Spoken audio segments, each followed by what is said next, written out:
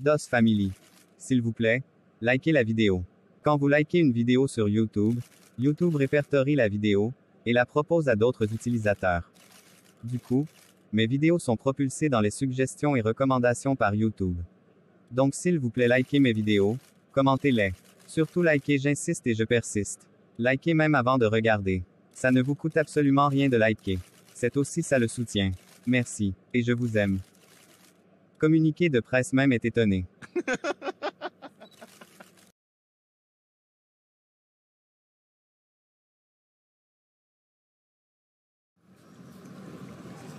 Ce n'était facile ni pour Béatrice, et encore moins pour Andrea, de vivre cette énième trahison. Béatrice gardait le moral haut, car elle était déjà habituée, et son cœur préparé à tout événement. Contrairement à Andrea, qui pensait être la deuxième et dernière femme, car son mari le lui avait promis. L'idée de voir une autre femme dans cette maison, lui donnait des vertiges, et elle voulait vomir. Ce qu'elle fit, avant de se laver le visage, et mit un peu de fond de teint, pour cacher les marques laissées par ses larmes. Dehors, Béatrice était déjà installée dans la voiture, et attendait sa coépouse, qui finit par arriver. Ce fut en silence, que Béatrice refit le trajet, jusqu'à chez Ngono. La voiture de leur mari n'y était pas. Elle vit dans un grand immeuble, hein? Sûrement Bernard qui la loge. C'est ce que je me suis dit aussi. C'est bien que nous soyons arrivés avant lui. On va monter la voir, sans rien lui dire sur notre réelle identité. Bernard viendra lui-même le faire. D'accord. J'ai juste peur de ne pas pouvoir me contrôler. Il le faut, Andrea. N'oublie pas que tu es aussi enceinte. On ne la touche pas, on ne la stresse pas non plus. Nous ne venons pas pour lui faire du mal. Je crois qu'elle souffre déjà assez de sa grossesse. Ne lui faisons donc pas la perdre. Le diable ici, c'est notre mari. D'accord. Béatrice gara la voiture un peu plus à quelques mètres de la maison, pour éviter que son mari remarque la voiture à son arrivée. Elles se renseignèrent ensuite chez un voisin, qui leur indiqua la porte de Ngono, et elles allèrent toquer. Ngono ouvrit la porte, et remarqua Béatrice, avec qui elle avait échangé il y a quelques heures. Vous ici? Mais qu'est-ce que vous me voulez, et qui êtes-vous finalement? Rebonjour. Désolé de vous déranger, mais nous avons été envoyés par votre fiancé, pour vous tenir compagnie, le temps qu'il arrive. Il est en route, n'est-ce pas? Oui, je crois. Mais il ne m'a pas prévenu de votre arrivée, en plus ma mère est là. Elle est en train de faire mon sac à l'intérieur. Vous êtes sûr que vous ne vous êtes pas trompé de domicile? Ah non. Est-ce qu'on peut entrer? On n'aimerait pas que monsieur votre fiancé se fâche, parce que nous n'avons pas fait notre travail. Ok, faites comme vous voulez. Moi je suis déjà en plein début de travail. Oh putain que j'ai mal?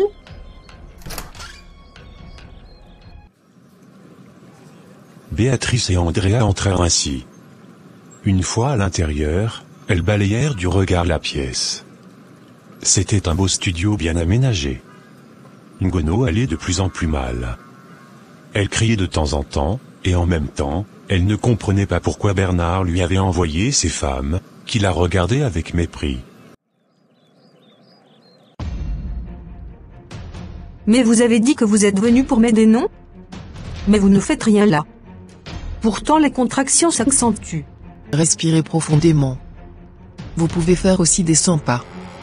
Ça va vous aider aussi. Mais je ne fais que marcher depuis. Oh merde, quelle douleur! Je ne savais pas que c'était si douloureux. Maman, tu es où? J'ai besoin de toi. Je veux m'asseoir, aidez-moi. Oh attention, laissez-moi faire. Ouf, merci. Les contractions sont passées. Je vais un peu respirer, avant que ça ne recommence. Quelques minutes après, Bernard fit son entrée. Voulant déjà demander à Ngono si elle était prête, il stoppa son élan, lorsqu'il vit ces femmes.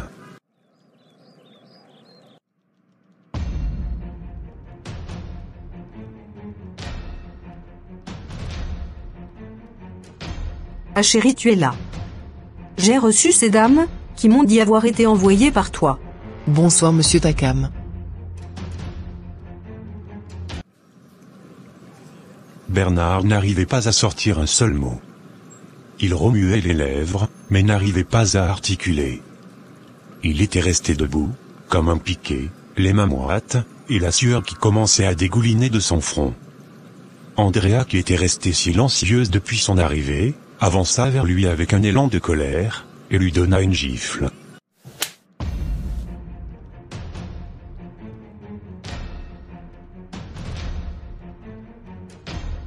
Comment tu as pu nous faire ça? Comment, Bernard? Et pourquoi? Mais chérie, qui sont ces femmes? Allez, vas-y. Dis-lui qui nous sommes.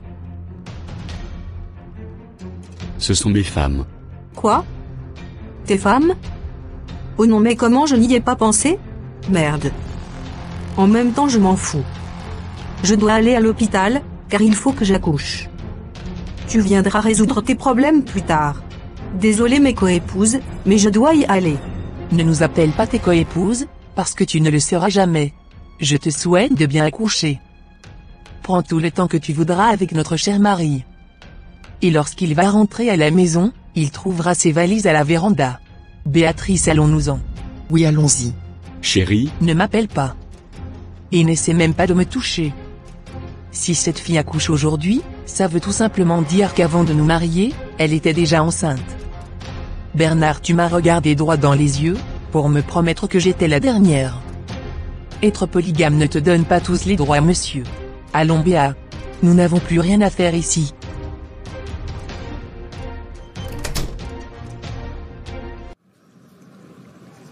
Les deux femmes toisèrent Bernard, et disparurent. Ils ne pouvaient pas les retenir, car Ngono commençait sérieusement à souffrir, il fallait donc immédiatement la conduire à l'hôpital. Tout au long du trajet pour la maison, Andrea était restée calme. Elle avait les yeux rouges. Elle était tellement en colère, que Béatrice avait peur pour le bébé qu'elle portait. Dès leur arrivée, Béatrice lui donna un comprimé qu'elle but, et s'allongea. Ensuite elles firent chacune la valise de leur mari, qu'elles déposèrent à la véranda, et fermèrent la porte, de telle sorte qu'ils ne puissent pas entrer. Bernard ne s'attendait pas à ce qu'elles mettent leurs menaces à exécution. Il avait attendu que sa fille naisse, avant de rentrer chez lui. Il appela ses femmes, mais aucune d'elles ne lui répondit. Lassé d'appeler, il porta ses valises, qu'il mit dans sa voiture, et sortit de la maison. Chemin faisant, il se gara en route, appelait son oncle. Oui, allô fiston? mon oncle, ma fille est née. Oh, bonne nouvelle. Et comment elles vont? Le bébé va très bien. Mais la mère est encore affaiblie. Mais le médecin dit que ça va aller. D'accord, c'est l'essentiel. Mais tu n'es pas très joyeux là. Ou je me trompe? Ah tonton, tu me connais vraiment. Je ne sais pas par quel miracle, mais mes femmes ont atterri chez Ngono. Quoi? Atterri chez elles comment? C'est ce que je ne comprends pas. Je suis arrivé là-bas pour la conduire à l'hôpital, et elles étaient là avec elle. Je t'assure que si je pouvais, je serais entré sous le sol. Waouh! Et qu'est-ce qui s'est passé? Elles m'ont jeté dehors. Me voici en route avec mes valises, que j'ai trouvées à la véranda. Oh là là. Bref. Il fallait s'y attendre. Elles sont en colère, et c'est normal. Mais où iras-tu? Je vais aller dans un hôtel, puisque les clés des appartements sont gardées par Andrea. Et sachant qu'elle ne va pas me les remettre, je vais me débrouiller ailleurs. Dès que le bébé sort de l'hôpital, je pourrai revenir à la maison voir si elles vont m'écouter. Non, pas tout de suite. Donne-leur du temps. Surtout Andrea. Elle est très sensible. Ça pourrait affecter le bébé. Donc laisse-leur un peu d'espace, et entre-temps, veille sur ton bébé, qui a aussi besoin de toi. Je crois que je vais faire un saut chez vous. Car vous avez besoin d'aide dans vos foyers. Je vais commencer par Mélanie, car elle a besoin de reprendre confiance en elle, et en son mariage. Elle doit relever la tête. Cette trahison était une première expérience pour elle. Du coup elle n'est pas habituée comme Béatrice et Andrea. Après je suivrai ton cas, en espérant que tes femmes veuillent bien me recevoir. Fais comme je t'ai dit. Laisse-les un peu d'espace. Elles en ont besoin. D'accord tonton. J'ai compris. Mais tu dois penser sérieusement à te ranger Bernard. Tu as 2 femmes chez toi, et c'est largement suffisant. Je ne sais donc pas ce qu'il y a de plus dehors, que tu n'as pas chez toi. Range-toi mon fils. Le désordre ne te conduira à rien, à part faire souffrir tes femmes, et pourquoi pas même les perdre, parce qu'à un moment, elles vont se fatiguer et s'en aller, crois-moi. J'avais déjà pris cette décision, tonton. J'attendais juste que Ngono accouche. Bon, je vais y aller maintenant. On se parle demain. D'accord.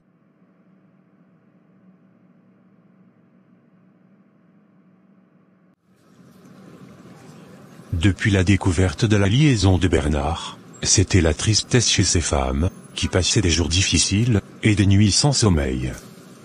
Surtout Andrea, qui vivait ce qu'on pourrait appeler la première vraie trahison, et la frayeur de l'arrivée d'une troisième épouse, alors qu'il avait promis d'en avoir que deux.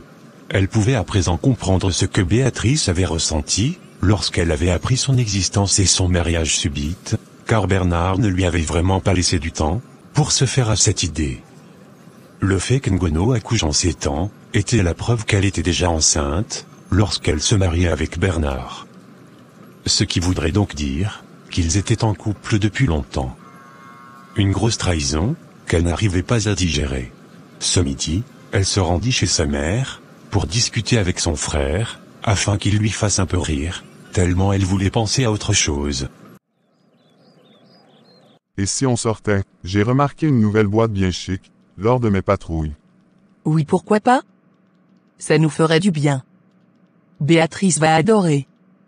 Elle aime sortir. Et je parie qu'elle digère l'affaire si mieux que toi. Arrête de chialer, et amuse-toi. La vie ne s'arrête pas qu'au mariage. Tu n'as pas de conseils à me donner concernant le mariage? Oh, excuse-moi, belle dame. Maman Espérance arriva quelques minutes après, et s'assit, en poussant un cri de soulagement. Il y a le soleil dehors qui peut tuer. Pourquoi tu fais cette tête, Andrea? Ça ne va pas? Ta fille a le goumin, maman. C'est quoi le goumin?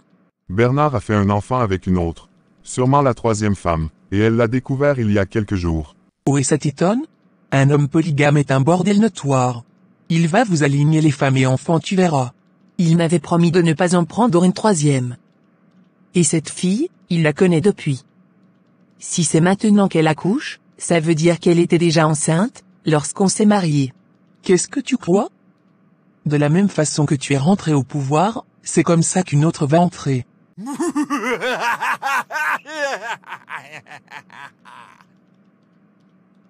Maman, c'est pas gentil ça. Bah oui, je ne dis que la vérité. Qui tue par l'épée, périra pas l'épée. Et ce n'est pas moi qui le dis, hein? Je crois que je ferais mieux de m'en aller d'ici. Maman, regarde ce que tu as fait. Tu l'as chassé. Si tu ne peux pas compatir à sa peine, n'en rajoute pas. Ah, laisse-moi tranquille. Quand elle va pleurer 2 fois, la 3e fois il sera forte. C'est aussi ça un foyer polygamique. Bref. Je vais m'allonger. Pendant ce temps, Bernard se trouvait chez Ngono. Ça faisait 2 jours, qu'elle avait quitté l'hôpital pour la maison. Et elle se portait bien, ainsi que sa fille. Bernard leur rendait visite tous les soirs, avant de rentrer à son hôtel. Il avait sa fille dans les bras, qui dormait. Je sais qu'il y a encore beaucoup parmi vous, qui n'ont pas encore liké notre vidéo. Alors faites-le dès maintenant. N'oubliez pas aussi de commenter, et partager la vidéo s'il vous plaît. La vidéo peut maintenant continuer. Merci. Je vous envoie de gros bisous. Elle va toujours dormir comme ça? Maman me dit que oui. Apparemment c'est pour quelques semaines, et après ça va changer. Regarde comment elle est toute petite, mon bébé. Elle est belle, n'est-ce pas? Oui, elle me ressemble. Tu as vu sa touffe de cheveux? C'est toujours moi. Ma fille Joyce a les mêmes. Il faut qu'on pense à aller établir son acte de naissance. C'est bien que tu ouvres ce sujet. Je voulais te dire que chez nous, le nom du père figure dans l'acte de naissance de l'enfant, s'il a épousé sa mère. Dans le cas contraire, l'enfant porte le nom du père de la mère. Je vois que tu es malade dans ta tête. Ça ne va pas bien dedans, c'est sûr. Bernard, ce n'est pas moi qui vais t'apprendre les coutumes de ton pays. Ne fais pas comme si ça n'existait pas. Je m'en fous de vos coutumes. Mon nom va être inscrit sur l'acte de ma fille, sinon. Je préfère ne pas dire ce que je pense. Épouse-moi donc. Si c'est du chantage, je ne t'épouse pas. Je ne t'ai jamais promis le mariage, ni un enfant. C'est toi qui as voulu l'enfant sans mon accord Ngono. Donc ne m'énerve même pas. D'ailleurs je ferais mieux de rentrer me reposer. Depuis que j'ai des problèmes avec mes femmes, tu ne m'as jamais demandé comment ça se passe, ce que je fais pour qu'elles me reprennent à la maison. Tu ne m'as jamais proposé une astuce qu'elle accepte de me parler. Mais quand c'était pour les séparer, tu as rapidement trouvé une stratégie. Et tu veux que je te prenne comme épouse? C'est pour venir éteindre la lumière qui brille chez moi, ça c'est sûr. Donc ne rêve même pas. Merci beaucoup Bernard. Merci de me jeter comme une chaussette. Mais je te dis que tu ne vas pas reconnaître cet enfant, ou c'est moi la mère, ou je ne le suis pas. Tu crois que tu vas te moquer de moi, et je vais rester là à te regarder? Tu as pourtant épousé ta deuxième femme, alors qu'elle venait de te donner un fils. Et quand c'est moi? Tu sors le gros français. Pour rappel ma chère, ma relation avec Andrea était très sérieuse, et importante à mes yeux. Et elle correspondait parfaitement à la deuxième femme que je cherchais. Ça n'a rien à voir avec toi. Dès le départ, je t'avais édifié sur la nature de notre relation. C'est toi qui as voulu rêver. Je t'ai logé dans ce studio, et l'ai meublé, pour que tu sois à l'aise. Ce n'était pas parce que je voulais t'épouser. Et si tu t'obstines à me refuser la paternité de cet enfant, je vais également te couper les vivres, et je verrai de quoi tu vivras. Tu ne peux pas faire ça Bernard. D'ailleurs vas-y. Fais-le. Et sache que je vivrai sans toi. N'importe quoi. Comme tu crois que tu es le centre du monde, je vais m'en sortir. Bernard lui remit l'enfant, et partit. Il se doutait bien que cette grossesse était le fait d'un chantage bien orchestré par sa maîtresse, car le connaissant passionné des enfants, il n'hésiterait pas à lui passer la bague au doigt. Bernard n'avait jamais eu l'intention de l'épouser, et cela ne changerait pas. Ses femmes lui manquaient, mais il suivit les conseils de son oncle, qui lui avait demandé de ne pas chercher à les contacter, et de leur laisser le temps de digérer cette trahison. Étant dans sa voiture, il reçut l'appel de sa mère. Oui, allô maman? Bonsoir mon fils. Comment vas-tu? Ça va bien. Et toi? Je suis en train d'aller chez la mère de Roland, passer quelques jours. Oh toi et la belle vie ces derniers temps. Tu ne me gères même plus. Mon cher, chacun gère son foyer, hein? Sinon tu es où là? En route pour la maison. Tu veux dire pour l'hôtel où tu dors depuis des jours maintenant? Ah. Je vois que les nouvelles vont vite. J'ai besoin de toi maman. Viens m'aider. Je t'avais dit que je ne voulais pas être au milieu de tout ça, quand tes femmes allaient apprendre l'existence de cette fille. Je suis déjà la belle-mère sorcière, alors n'ajoute pas plus de péchés à ma liste. Ok si tu veux. Mais j'ai vraiment besoin d'aide. Laisse-les se fâcher. C'est normal. Après tu pourras les approcher. Ton oncle viendra te secourir. Moi je ne suis pas armé pour ça. Tu sais comment j'ai une mauvaise langue devant elle. Au lieu d'arranger, je vais tout gâter. Attends patiemment ton oncle. Il viendra plaider pour toi. Sinon l'enfant va bien? Oui elle va bien. J'ai fait un test d'ADN à l'insu de sa mère, et c'est bien ma fille. Ok. Fais tout ce que tu veux avec sa mère, mais je ne la veux pas comme belle-fille. C'est une mauvaise graine, je le sens. Je n'en avais pas l'intention. Les deux que j'ai à la maison, ne me laissent pas, pour que j'en ajoute une autre. Ma part est bonne comme ça. Je donne les mains à papa. Ok. Je te rappellerai plus tard. Je vais prendre le train. La merci hein? Un jour je vais apprendre que tu es au Canada. Mes enfants sont bien placés, alors c'est normal que je vive bien. Allez à plus. Bye. À la maison, Béatrice regardait un film avec sa fille, qui était plutôt concentrée à peigner sa perruque. Maman, papa est où? Il a voyagé. Mais il a déjà trop duré. Il faut qu'il travaille beaucoup. Je veux qu'il vienne à la fête de l'école. Il y aura les pères de mes camarades. D'accord, je veux lui dire. Il faut même qu'on te coiffe. Tu as trop de cheveux, et ça me fatigue rien qu'en y pensant. Maman Andrea peut me tresser. Oui, mais elle est fatiguée. Je vais t'amener au salon de coiffure. Ah voilà maman Andrea qui arrive. Bonsoir maman. Bonsoir ma chérie. Tu coiffes maman? Oui, elle est belle. Après, je vais te coiffer aussi, hein? D'accord. Où est Jordi? Dans la chambre avec Kedrel. Maman Andrea Jordi marche déjà, jusqu'à il veut me poursuivre. C'est bien. Est-ce que tu peux aller mettre mon sac dans la chambre s'il te plaît? D'accord. Joyce alla faire la commission, et Andrea profita de son absence, pour discuter un peu avec sa coépouse. John m'a proposé une sortie si ça te dit. Bien sûr que ça me dit. Même si c'est aujourd'hui on part. Ok, je vais lui dire. Tu as eu des nouvelles de ton mari? Rien du tout. Et toi? Non plus. Et je n'en veux pas. Je peux à présent comprendre ce que tu as ressenti, lorsqu'il t'a annoncé notre mariage. Ça fait vraiment mal. Oui, ça fait mal. Ce qui était le plus difficile, était de devoir t'accepter en une petite semaine. Il fallait que je me prépare à vivre avec une autre, que je me prépare à ce qu'on partage non seulement notre mari, mais également tout ce qui se trouvait dans cette maison. Il fallait que je me prépare à te voir tous les jours. Il fallait que je sois là pour soutenir mon mari dans son mariage. Et il fallait que je fasse tout ça en une petite semaine. C'était ça le plus difficile. Savoir qu'on va avoir une coépouse est une chose. Mais le faire en quelques jours, en est une autre. Ma chérie, mon mental est en acier. Si Bernard ne m'a pas tué avec votre mariage, je pense que rien de ce qu'il pourrait faire à présent, ne pourrait m'achever, parce que je me suis fait violence. J'ai trimé, pleuré, prié, invoqué tous les saints pour avoir la force de ne pas craquer. Une semaine, Andrea. En une semaine, ma vie avait basculé. Il y a de quoi être forte moralement. Regarde comment je suis mal. Je m'en veux tellement. Mais je ne regrette pas d'avoir supporté, parce que j'ai rencontré une femme merveilleuse, qui embellit mes journées. Je crois que je n'aurais pas trouvé mieux comme coépouse.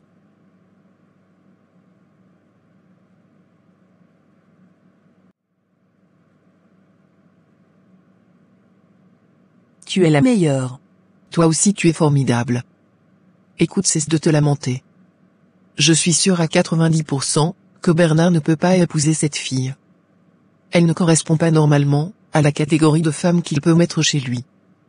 Bernard est très sélectif. La preuve, ça lui a pris 7 ans pour me ramener une coépouse, alors qu'il a eu des relations avant toi. Et si elle vient quand même? Ben on la tue. Là je suis totalement d'accord. Dieu va nous pardonner. Merci de me remonter le moral. Ma mère n'a fait qu'attiser le feu, au point où je me suis senti coupable. On va s'amuser, sortir avec les enfants, avec John, se balader, apprendre à être heureuse sans lui. Tu comprends? Nous devons trouver d'autres centres d'intérêt, qui sont pas notre mari. J'ai de l'argent, toi également. Nous pouvons faire tout ce que nous voulons, sans passer par lui. Même voyager. Si on le lui demande, c'est uniquement parce que c'est notre mari. Mais on peut se payer notre voyage nous-mêmes. Moi je ne veux plus vivre derrière un homme. J'ai déjà trop subi de sa part. Je sais qu'il nous aime. Je sais également qu'il est désolé. Il va nous promettre tout ce qu'on voudra pour qu'on lui pardonne, il va jurer sur tous les dieux de ne plus recommencer, mais je sais qu'il recommencera. Il ne va pas arrêter de nous tromper. Donc au lieu de chialer à chaque infidélité, nous devons mettre cette énergie dans la création d'un business. Le mariage tue les rêves, et j'en sais quelque chose. Au lieu de penser à tes projets, les rêves que tu avais avant de te marier, tu es occupé à surveiller ton mari, pleurer tous les soirs, gérer ses humeurs, et le temps passe, sans que tu n'aies rien foutu. J'ai eu la chance d'avoir un père qui me donne beaucoup de conseils. Sans lui, je n'aurais pas ce supermarché aujourd'hui, alors que c'était mon rêve. Posséder un magasin. Il m'a sorti de la dépression, à cause des infidélités de Bernard. Ce magasin me console. Ça m'occupe, ça me distrait, et je gagne de l'argent que je garde pour un projet futur, qui me tient à cœur également, et Bernard le sait. Tu as peut-être des projets. Donc c'est le moment de les mettre sur pied. Être marié à un homme comme Takam, devrait être un atout pour nous ces femmes. Alors il faut en profiter. Donc madame, nous sommes des femmes fortes, et nous allons montrer à notre mari, que nous ne sommes pas venus en mariage le regarder prospérer. Tu parles tellement bien. C'est justement ce que je voulais entendre. Des paroles qui puissent me booster. J'ai toujours rêvé d'avoir un institut de beauté. Quand j'étais petite, ma mère m'avait offert une grande maison de beauté en jouets. Ça me passionnait tellement. Je crois que c'est d'où vient mon amour, pour le bling bling. Je vais réaliser mon rêve, réaliser cette maison de jouets, qui a tant bercé mon enfance. Et je serai là pour t'aider. Femme mariée ne veut pas dire tête vide. On sera des boss lady. Ouais. Des co-épouses 2.0. Ça sonne bien. Donc ça ne sert à rien de pleurer, parce que ça ne s'arrêtera pas. Tout ce qu'on peut faire en tant qu'épouse, c'est de prier pour lui, qu'il ne tombe pas sur une mauvaise femme, qu'il ne se fasse pas marabouter, que ses affaires prospèrent, qu'il gagne des contrats et des contrats, et qu'il puisse rester en vie le plus longtemps possible, pour voir ses enfants grandir, et pour voir ses femmes prospérer.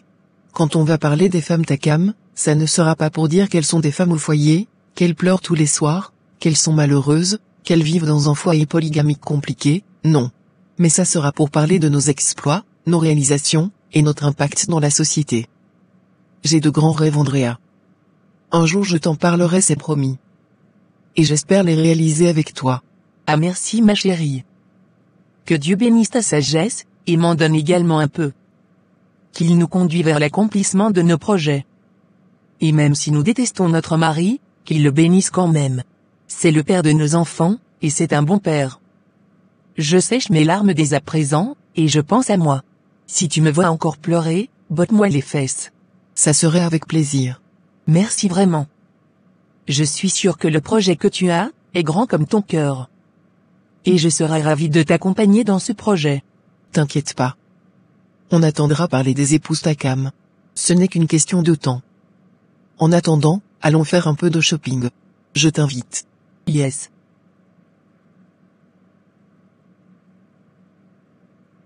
Pour tout type de partenariat, et ou de publicité, veuillez me contacter au email suivant, ou par WhatsApp. Merci.